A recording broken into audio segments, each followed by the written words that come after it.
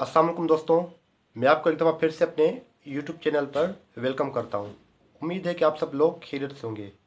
दोस्तों, हमारी आज की ये वीडियो हज़रत खालिद बिन वलीद रज़ियल्लाहु अन्हु से मुतालिक है।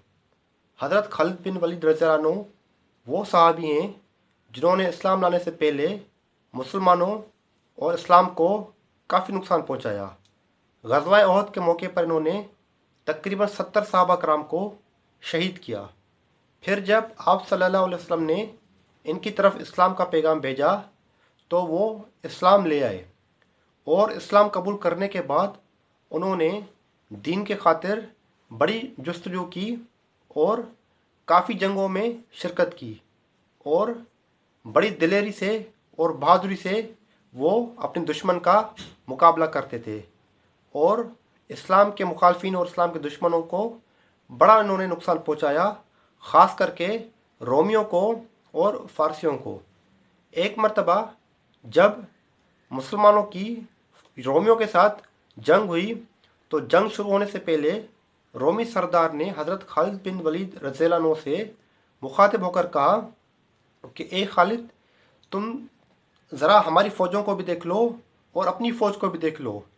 हमारे पास हाथी हैं, घोड़े हैं, जंगी साजो सामान है, सब कुछ है, और तुम्हारे पास क्या है? हमारे तो हाथी ही तुम्हारे इन निहत्थे लोगों को कुचल देंगे। हज़रत खालिद बिन वलीद रज़ियल्लाहु अन्हु ये सब बातें सुनते रहे और उस रोमी सरदार को कोई ख़ास जवाब नहीं दिया। फिर उसके बाद उस रोमी सरदार ने कहा कि इस जंग में हम ऐसे तीर तुम्हारे खिलाफ इस्तेमाल करने वाले हैं जिनके आगे एक हमने ऐसा जहर लगाया है कि वो तीर जहाँ भी गिरेगा उस जगह पर आग लग जाएगी। अगर तुम्हारे किसी जानवर के ऊपर गिरेगा तो वो भी जल जाएगा, और अगर तुम्हारे किसी सिपाही के ऊपर वो तीर हमारा गिरेगा तो उसको भी जलाकर राख कर देगा। तो हज़रत खालिद बिन वलीद रज़ियल्लाहु अन्हु ने उनसे कहा कि वो जहर कहाँ है? तो उस रोमी सरदार ने उनको वो जहर की बोतल दिखाई। हज़रत खालिद बिन वलीद रज़ियल्लाहु अन्हु ने उनसे वो जहर की बोतल ली और एक दुआ पढ़ी। एक दुआ पढ़ने के बाद वो जहर पी गए। तो रोमी सरदार इसी इंतज़ार में रहा कि अब ये गिरेगा, अब ये जलेगा। लेकिन 3-4 मिनट गुजर जाने के बावजूद भी उनको कुछ नहीं हुआ और उस जहर ने उनके ऊपर कोई भी असर नहीं किया। फिर हज़रत खालिद बिन वलीद रज़ियल्लाहु अन्हु ने उस रोमी सरदार को जवाब दिया और कहा कि बेवकूफ़ आदमी, जंगें हथियारों से और साजो सामान से और फ़ौजों से नहीं जीती जाती, बल्कि जंग तो वो जीतता है जिसके साथ अल्लाह ताला होता है। ये कहने के बाद उन्होंने कहा कि तुम ज़रा जंग शुरू तो करो, फिर देखो हम तुम्हारे साथ क्या करते हैं।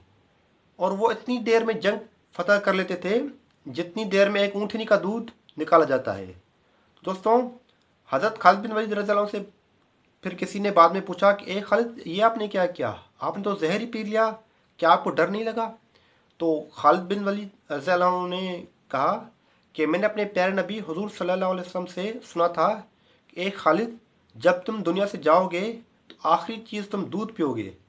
तो मुझे ये यकीन था कि जब तक मैं दूध नहीं पी लेता तब तक मैं नहीं मर सकता और ये जहर मेरा कुछ नहीं बिगाड़ेगा। तो दोस्तों, हज़रत खालिद बिन वलीद रज़ियल्लाहु अन्हु एक ऐसे सहाबी थे कि उनके जिस्म का कोई भी हिस्सा किसी तीर, तलवार या खंजर के ज़ख़म से बचा हुआ नहीं था। उनके पूरे जिस्म पर जो है ज़ख़म मौजूद थे।